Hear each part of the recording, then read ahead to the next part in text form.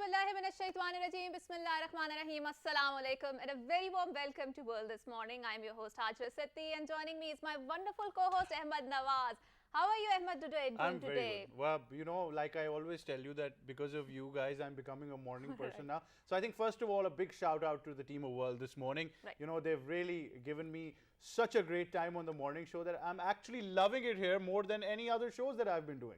That's wonderful. So it's Monday. It's the starting week or starting day of the week, and usually it's been dubbed as the scary Monday. Do you get the same vibe? No, actually, Right. you know, I want to be very honest about this. People are very upset because of Mondays. You know, the weekend is ending. Right. For me, Monday is a power day. You know, you get Right. back to work, your Okay. energy is back again, and you know, you're very focused. So I think Mondays for me are always that time when you get that energy boost for the entire week.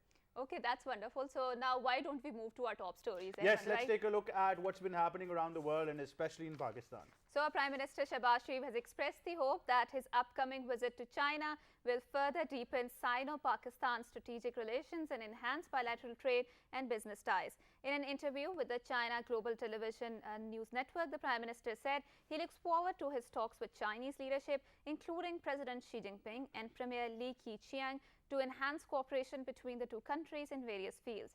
He said he will also discuss expanding the role of China-Pakistan Economic Corridor under the Belt and Road Initiative with Chinese leadership.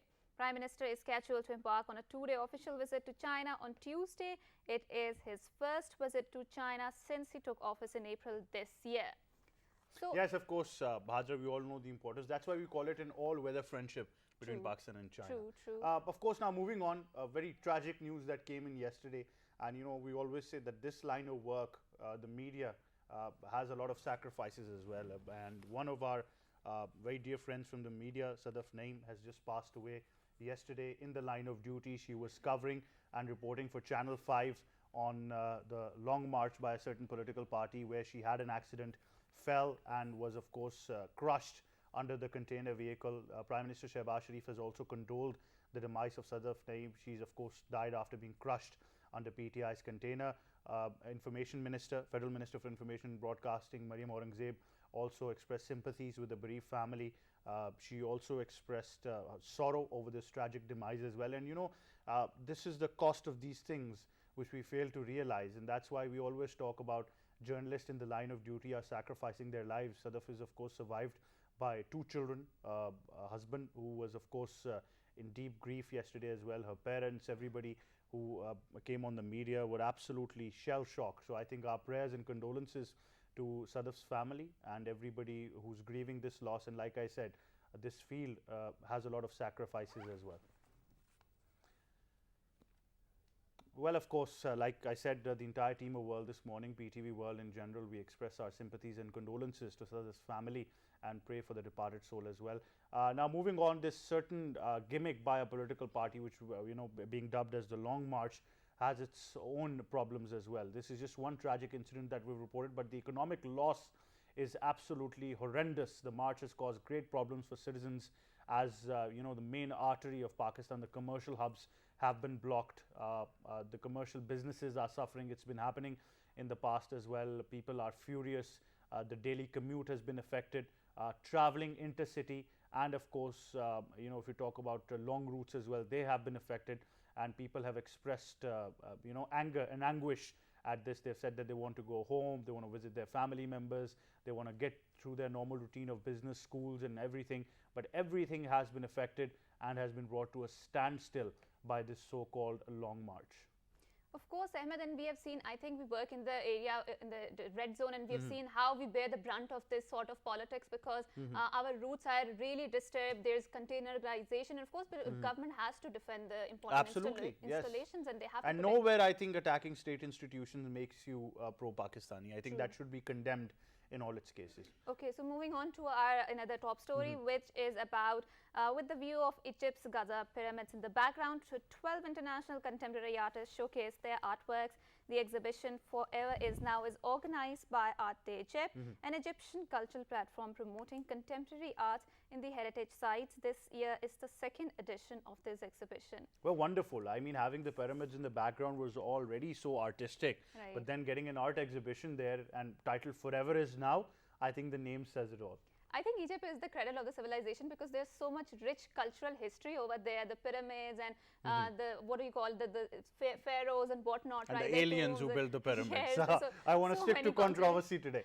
There's so much conspiracy theories around how they were built. So I think it's great that such kind of initiatives are happening across the world. Definitely. Well, today, Hajra, we're going to be talking about something very important. I don't want to call it a topic. I think it's more than that. I think it has become a cause now. True, true. And October is known as the month where we talk a lot about the breast cancer awareness. It is also known as the Pinktober.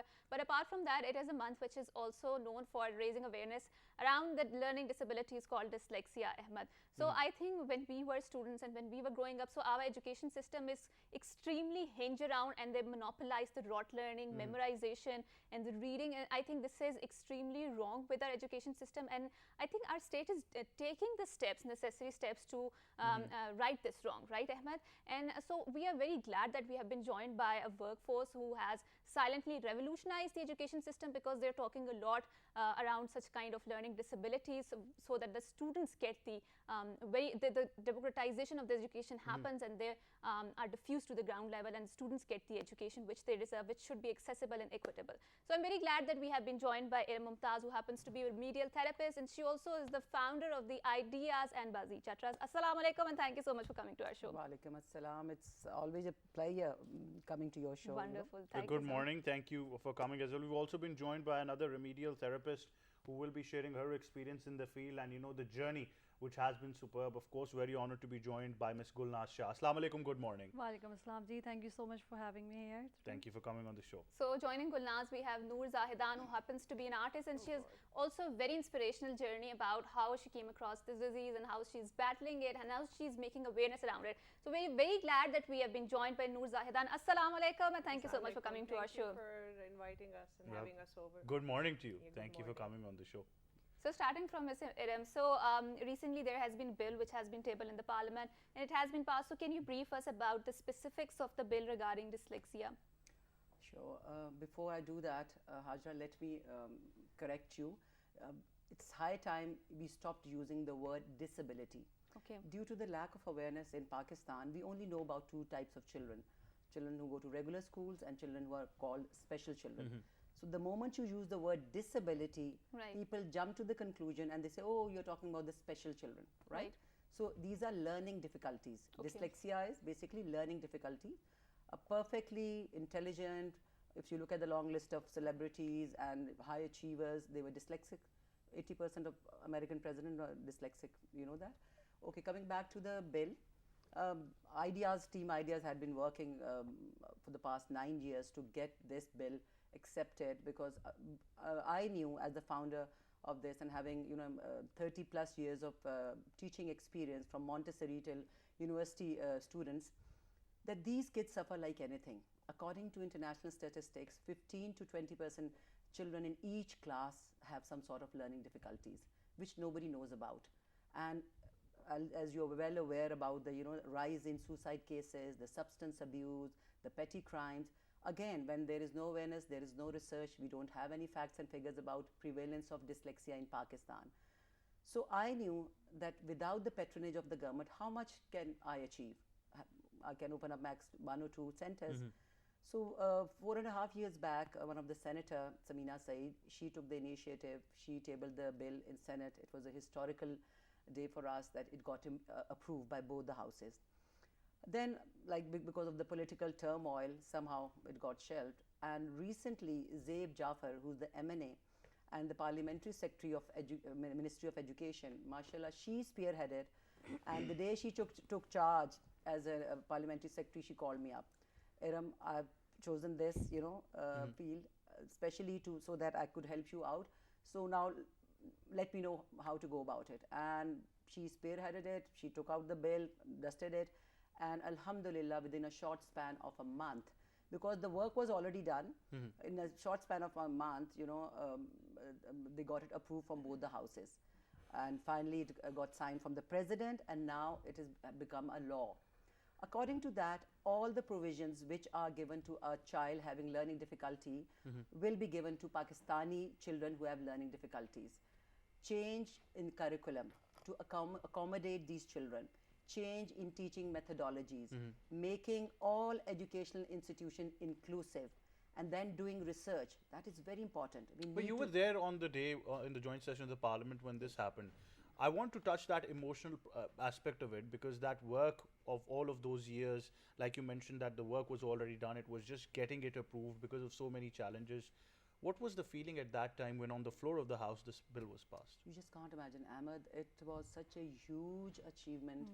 You know, like it wasn't 9 years, 30 years, you know, like of struggle, I would say, like, you know, like as a student, and then when I joined this profession, teaching profession by choice. You know, here in Pakistan, unfortunately, the most abused profession is this. So sitting there, making, looking at my dream come true, it was huge. It was huge achievement for us, you know, just a small, you know, institute, and my team, hats off to my team, who have always supported me. You know that this path is pretty thorny. It is full of challenges, you know. Just getting the people at the helm of affair understand, because everybody, 90% people jump to the conclusion, oh, you're talking about special children. Oh yes, we've got special schools.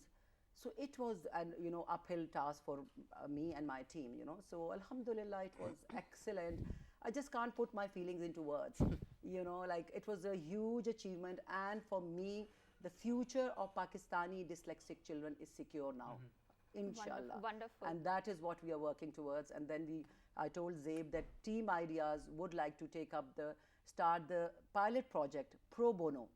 This is a gift from Team Ideas for the children of Pakistan. Wonderful. I think you know, these people have made a difference, and they might be modest calling themselves that they've not done that enough, but you know, we understand on not just part of legislation, but how important it is to bring that change in society. True. And democratizing the concept of education and making sure that the people or the children who are at the grassroots level also receive that. And there is also the element of accessibility and inclusivity in it. So moving to Gulnaz, we really wanted to ask you, so you were a mainstream education teacher, right?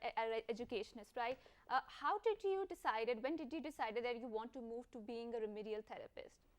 All right, so I started my teaching career 12 years ago. Right. And I started as a mainstream teacher, and I was 21 years old. So as you can know, that there was no teacher training, no polishing. I was totally raw. And I felt in every class, I used to have 4 to 5 kids who couldn't respond to me the way other kids used to. Right. Like, as we say that dyslexia is real, you know, 1 out of 5 kids has dyslexia. So at that time, you know, the monotonous, which I felt, you know, every year following the same syllabus, you know, meeting the deadlines, there was nothing new. So which made me, take this decision to move from mainstream to dyslexia field. And alhamdulillah, it's such a rewarding and yet very challenging. You know, one-on-one is, it's not easy, but it's very, very rewarding. And I think that you know, in mainstream teaching, you can even help so many kids. Like, I believe that to help a child, one doesn't have to be a therapist or remedial therapist. You know, a teacher should have loving, compassionate, empathetic to understand a child's struggle. I think that's the main thing. There's no rocket science, and there's no hard and fast rule. So it's all about being compassionate about your cause, about the kids. And I'm so fortunate that I'm part of Team Ideas for the past 8 years. And alhamdulillah, it's such a great journey. It's a learning journey for me as well. Wonderful. So moving to you, Ms. Ilham, I really wanted to ask you, how have you seen the perception and the attitudes of the people changing, especially when we talk about around the discourse of the dyslexia? Because I do remember, Emma, there was a time when no one used to talk about it, let alone, I mean, identify this, what do you call, differently being able, because I do remember parents were more, or teachers were more into that we need to rote learn, we need to memorize our lessons, but then slowly this concept started seeping into the understanding came in. Right, especially through the pop culture, through the dramas, through the movies, and then there's real debate around inclusivity and equitable access to education. So have you seen the change or shift of the change in the perception? Yes, initially when I became a remedial therapist, my intro used to be so difficult, you know, like people jumping to, Acha, oh, you are a special ed teacher, you are a physiotherapist. I said no. A huge credit goes to Amir Khan, who made the movie Tare Zameen Pe. That is such a beautiful movie.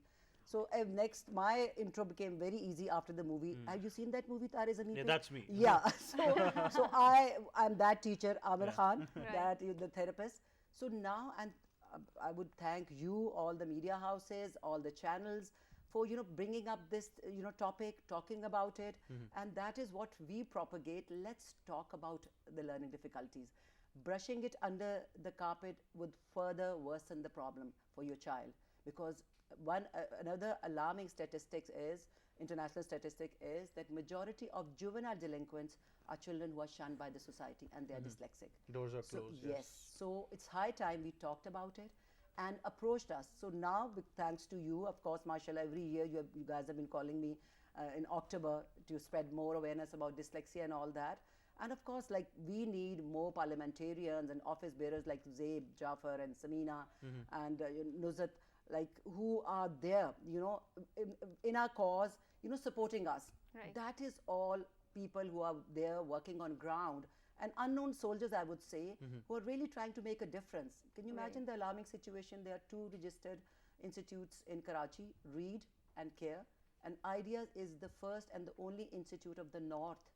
So we are working 7 days a week. And only 3 in Pakistan. Yeah, can you imagine? So, I mean, so there's a dearth of it, and of course the whole the program has revamped the education system, and that is exactly what we are working on. Mashallah, we've got the patronage of the government now, and they are 100% supporting us. And there has been a change, but of course with government's patronage now there will be, I mean, I'm sure. Yeah, but the journey is absolutely fantastic, not just for these ladies, these avengers that are there, remedial therapists, but also I think people who have gone through this phase and who have gone through this terminology or jargon, as we're mentioning, and have come out to be, I think, one of the most wonderful people that you get to meet as well. And just before the show, I was just telling her that she's got a great sense of humor, but I've been told that she's an artist as well. So Noor, first of all, your art, I really want to know about that. How do you transcend yourself into your art? I mean, I'm very good at painting. I mean, because I wasn't ever good in studying in school. So my refuge was the art room. And, my art teacher really helped me, pushed me through. And eventually I got a world distinction in A levels. So, I mean, it was great. So how was that challenge, where you figured out that, okay, this is difficult, but like you mentioned that you did find a refuge. So how challenging was it to you? It was difficult. It was also very depressing, being like outcasted in school, Other kids would do well and I couldn't understand as much as they did, And it was just by sheer luck that I had a very good art teacher who roped me into that, And I didn't even know I could paint.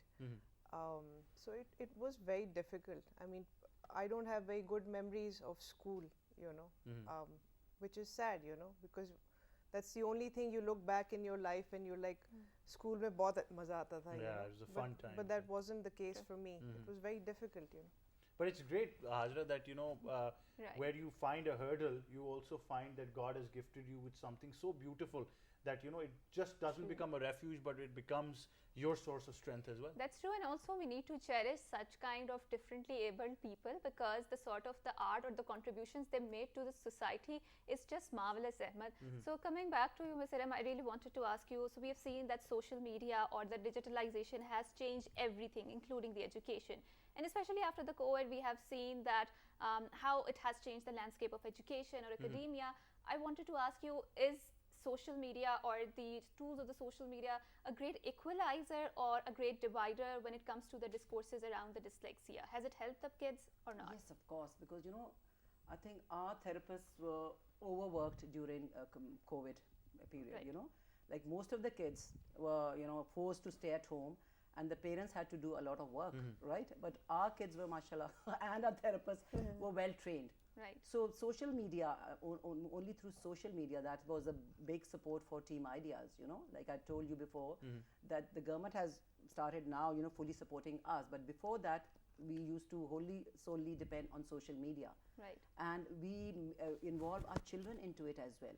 Like Noor, I would like to thank Noor, first of all, that, she is so comfortable in her skin, having dyslexia and, then talking about it.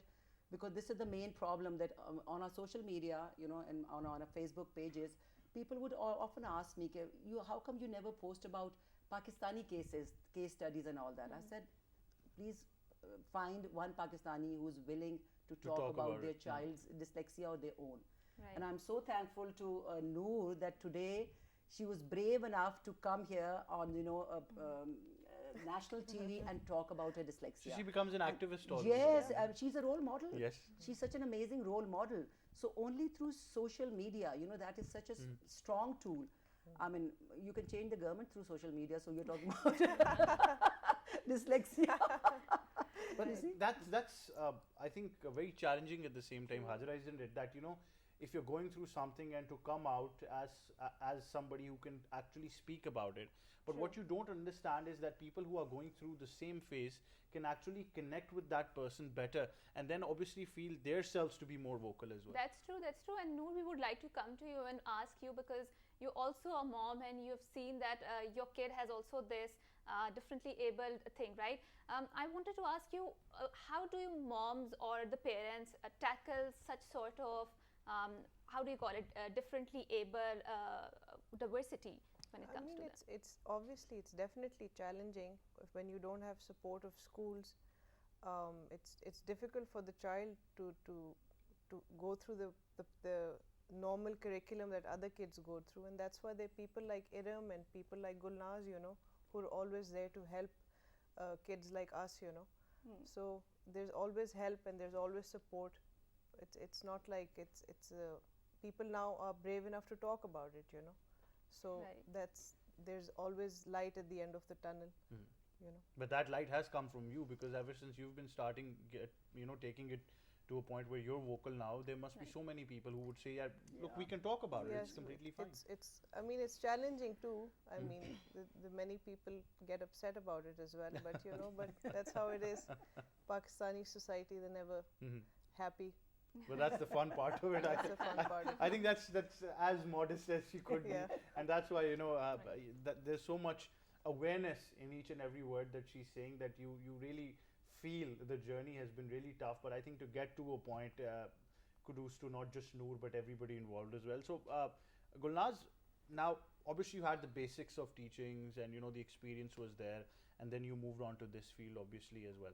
What are certain challenges that initially you faced, you know, probably from the society, even one side of the family as well, who might say that no, don't go this on a career side as well, you know, some of these challenges that you can relate to? No, there wasn't any sort of challenges for me this way, because my husband is very mashallah supportive. Family, I had that family support, but I, you know, deep down inside, I really wanted to do something different, because the monotonous, the stagnancy, you know, ruk gayi ye cheez.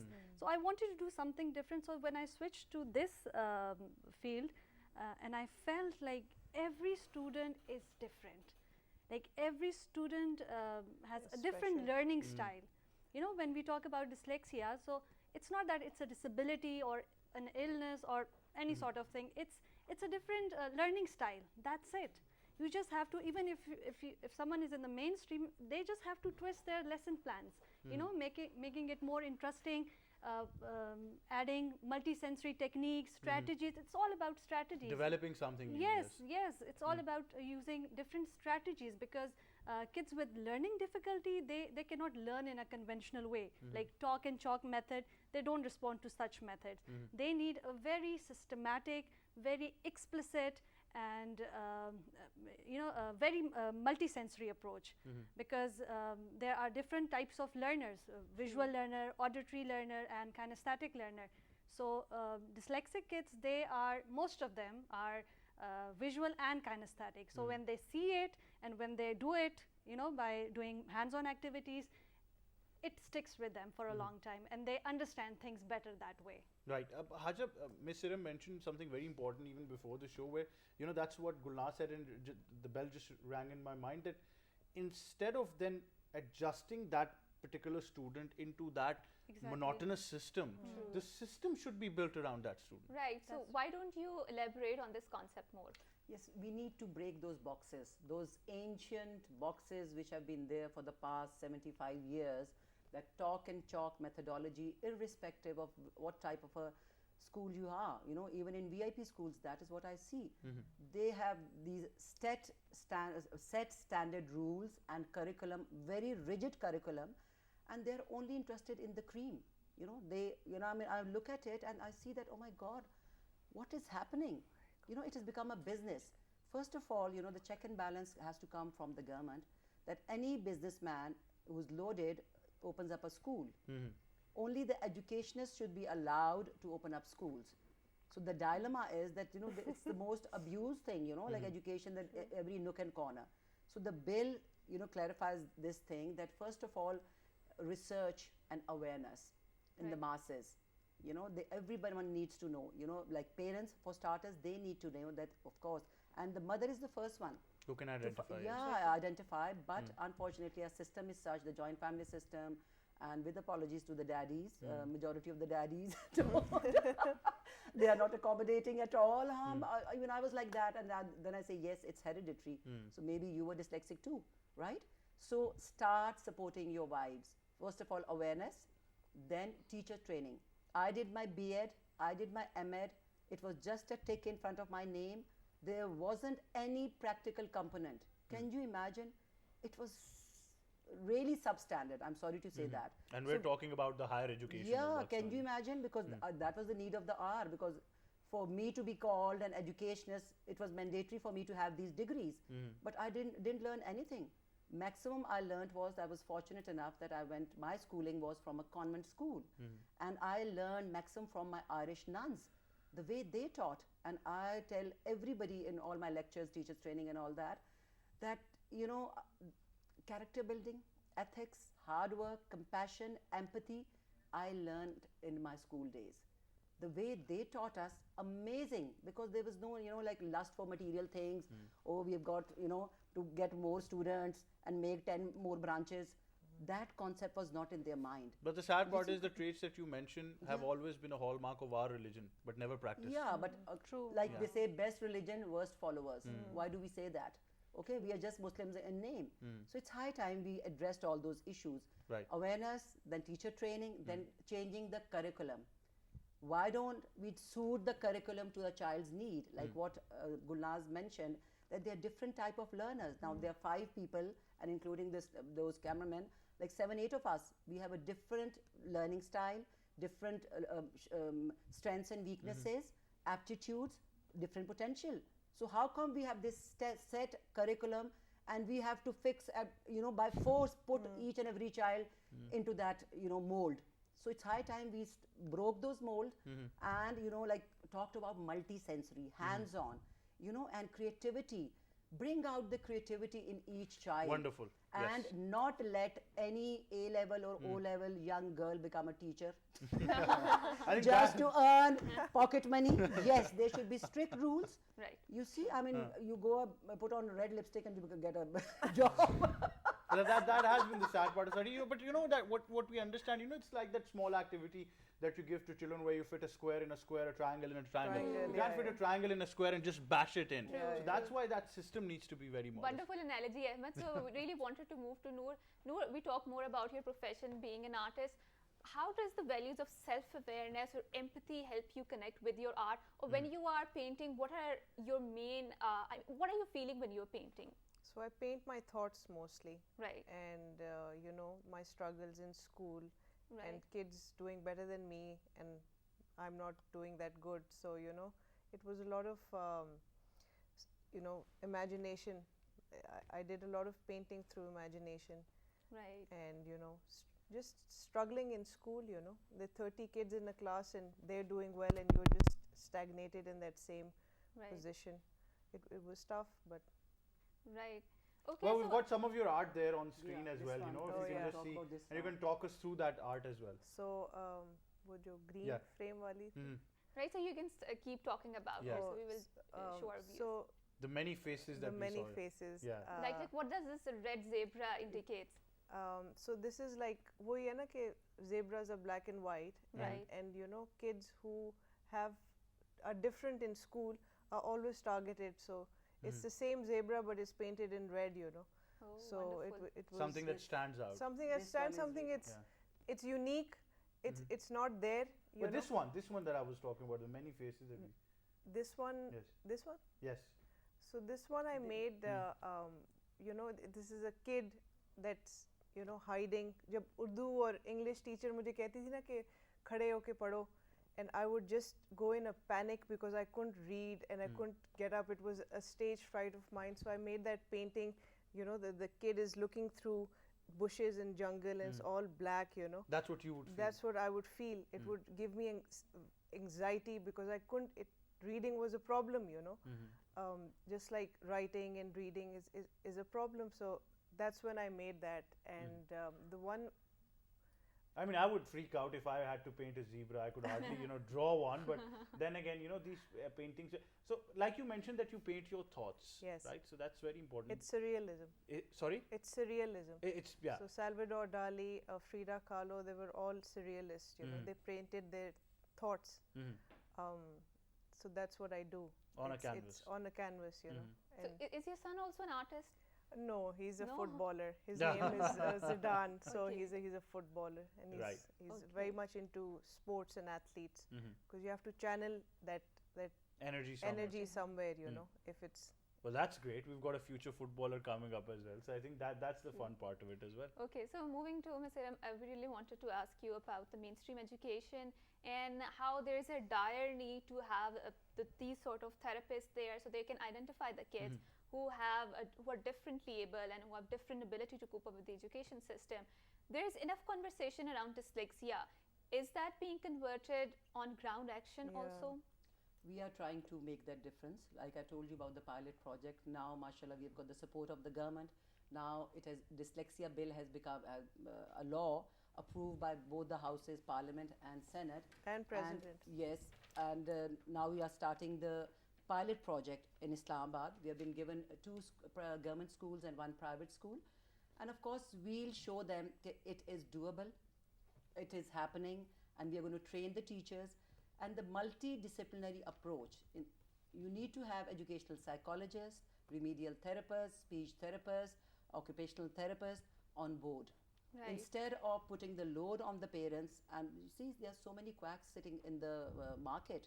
You just do this online course and you open up a clinic if your husband can afford to. Well, I must so there has to be a check and balance. Are all of you combined comedians as well at the same time? Because there is so much to take out from their jargons. I love the word quack. I think it really sums it up. No, Ahmed, you know what? Like you need to make your teaching, whatever you're doing, fun, and that is what attracts everyone to us. Like you are attracted to us. Since we started our conversation in the morning. How did you know this thing? Yeah, I can tell because I'm an educationist. So, you have to make, if you love what you're doing, I became a teacher by choice, although not by force, yeah. No, not at all. Like most of the mothers, because I was one of the brainy kid, my mother wanted me to be a doctor. So I said, no, nothing going. I want to be a teacher. And the trauma which I faced as a child, let me tell you that, like I told you, my schooling was from convent, where I had a beautiful childhood, beautiful memories with those Irish nuns.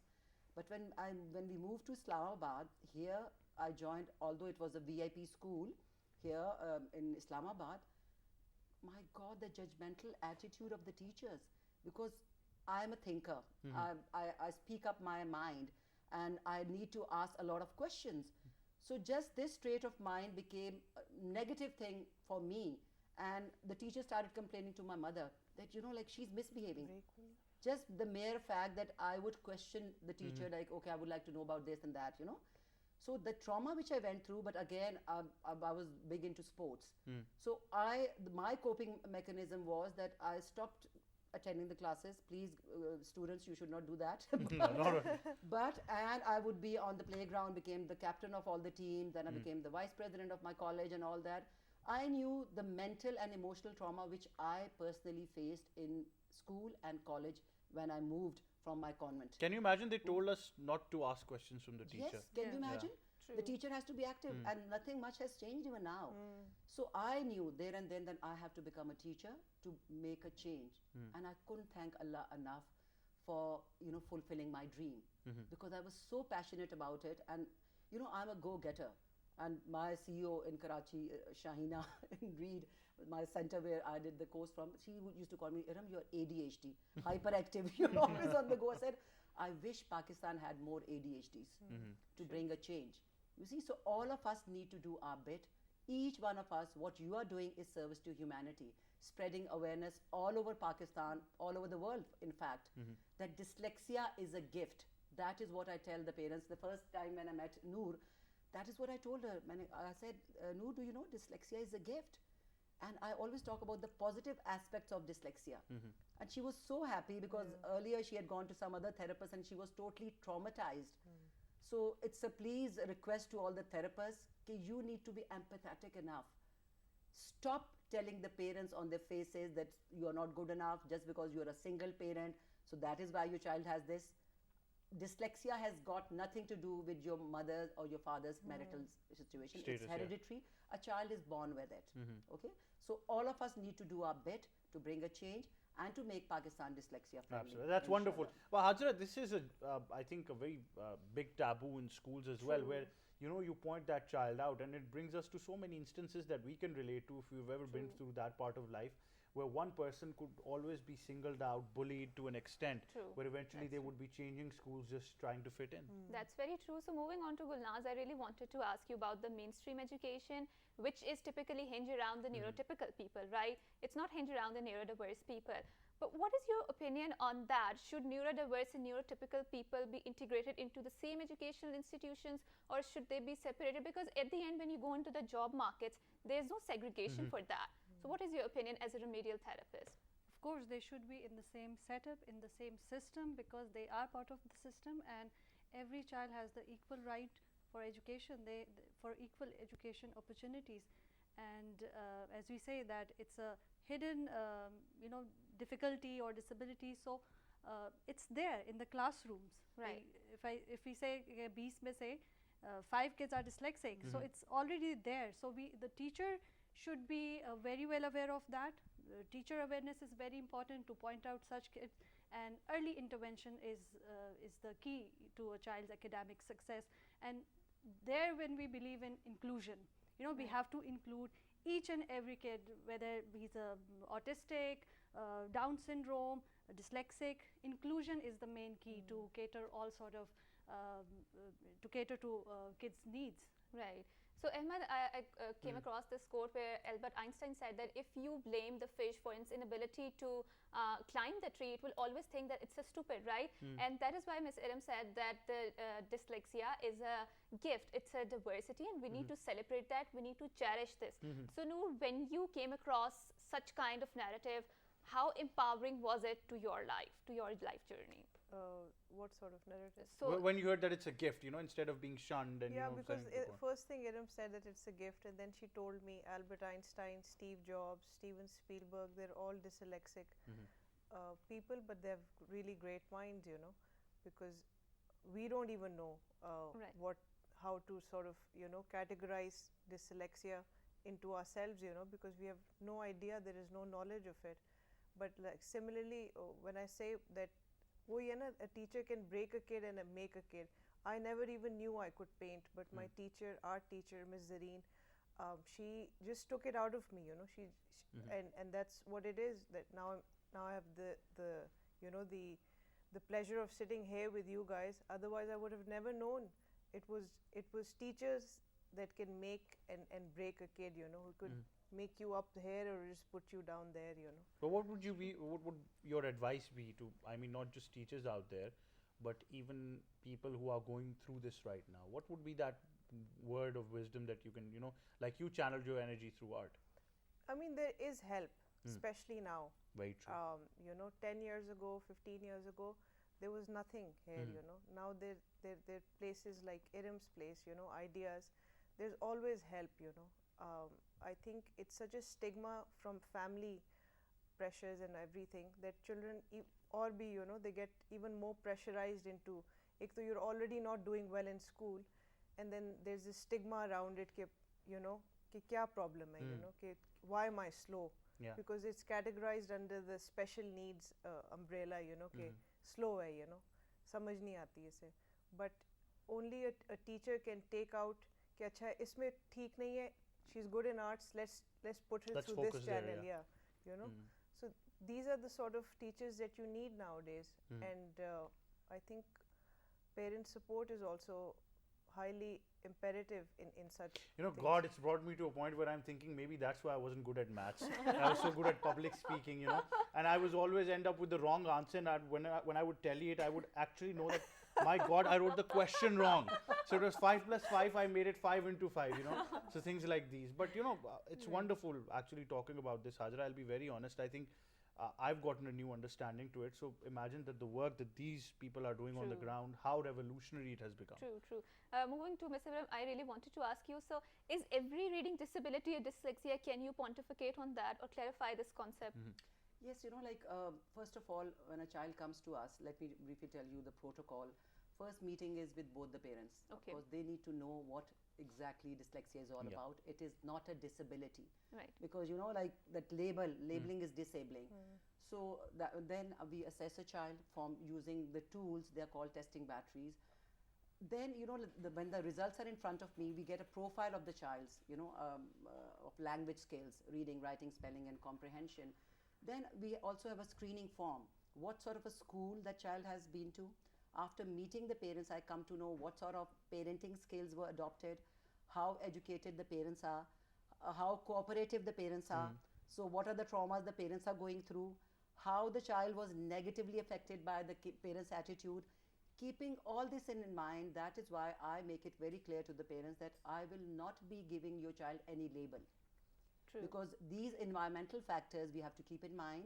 I will just tell you the scores and the discrepancy between your child's oral and written work and the scores, grade equivalence of the language skills. That's it. Once we start working with the child, we come to know exactly whether that child is dyslexic or not. Because, teaching a lot depends on a good or bad teacher. What sort of a school the child has been to, what sort of a, parenting scale, what sort of a home environment is there. So if we start assessing or labeling Pakistani children, so 99.9% kids would come out as dyslexic. So we have to be, as therapists, very, very careful in labeling. And I strongly tell all my therapists whom I train, I'm a master trainer as well, Ideas offers this diploma of remedial therapy, another dire need, that never ever to label a child. So we just tell them the scores that, okay, this is a discrepancy. Once we start working, after 6 months, we assess a child again. Then we come to know, yes, now this child, we need to have his IQ assessed as well, because we feel that because dyslexia has got nothing to do with the child's IQ. But if a child has low IQ, he may be dyslexic too. That is known comorbidity. A child having multiple problems. A dyslexia is an umbrella term. Under it comes, like you said, you are dyscalculic, you have problem with maths. I can say that now. Yes. Dysgraphia, problem with writing, dyspraxia, fine and gross motor skills. So there are a number of problems that we only come to know after we start working with the child. And then when we assess him after 6 months, then for sure we know that yes, this child is dyslexic or he isn't.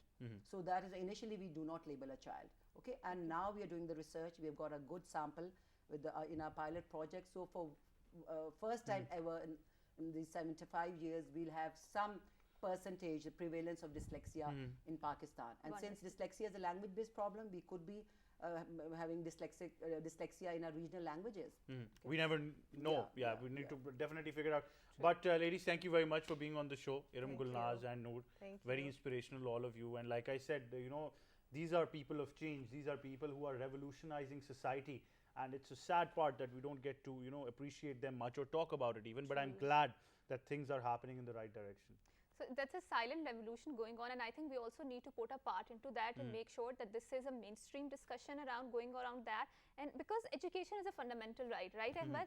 And there are people who have different sort of needs for different sort of environment, right? Yes. So why can't we make sure that those kids are also catered to, right? And we need to also rethink our approach regarding the pedagogy and how our entire education system is hinged around. And also we have got people here who are there to help such kind of people. Absolutely. So, and if you ever feel the need, you can always get in touch with all of them. But do write to us as well. We love your feedback about the show. Do tell us what you want to see, what you feel about the show as well. And obviously we've got our social media platforms. But that wraps it up from me, Right. Hajra, and the entire team of World this morning. It's goodbye, but with a prayer and thought that we'll see you tomorrow with all that boost of energy as well. Stay blessed. Goodbye, Allah Hafiz, and good morning. morning.